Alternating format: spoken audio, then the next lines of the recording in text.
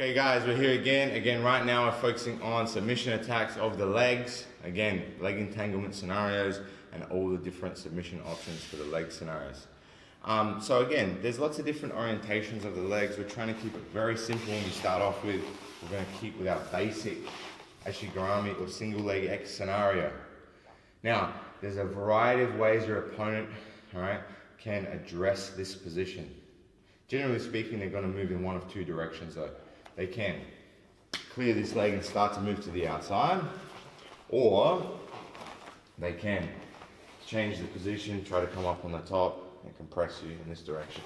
We're having a look more because again, if we're able to get really deep in the control, it can be very difficult for our partner to get back to that kneeling or standing position.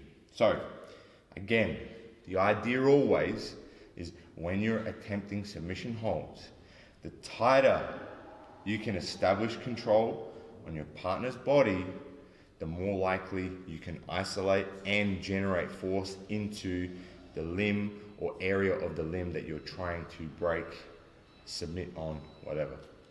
That means the tighter you're locked into your partner's leg in this scenario, the more likely you're going to finish whatever leg attack you have.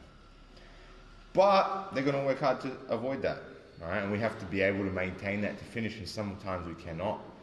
Whether we're going for a straight ankle lock here or an outside heel hook, whatever scenario that's open or available to us, if we're not able to maintain the control, we have to either restart or regain control or transition to another option that becomes available. And right now we're going to have a look at another option that becomes available. Again, our partner pushes the heel down to the mat and they're sitting over our leg, and as this is occurring, I'm actually going to sit up to him. I'm going to plant this hand on the mat as I drive my shin here, my shin here, all the way down into the floor. But this time, instead of looking for the straight ankle lock or the belly down ankle lock, maybe he's really stretching his leg and I cannot attack his leg. I'm going to have to spin around his shin instead. So what I'm going to do here is I'm going to drive this knee and my left hip all the way down into the ground. Now that I land here in this position, I'm going to reposition my bottom leg. Instead of it being here, I pull my foot all the way through and I lock a triangle on my partner's leg here. Now, sometimes he's going to start bending his leg and it's hard, so I'm forced to bring his leg back in front of my chest. But if I'm able to maintain decent enough control higher on his shin, I'm going to instead grip my hamstring with my hand, and I'm going to start again turning my elbow to my lat. Boom.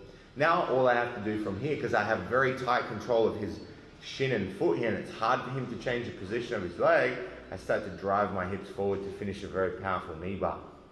Instead, if I wasn't able to maintain control here and I lost the situation, I'm going to instead pin the foot down into the mat or on top of my shoulder here, so that it's hard for him to rotate his leg.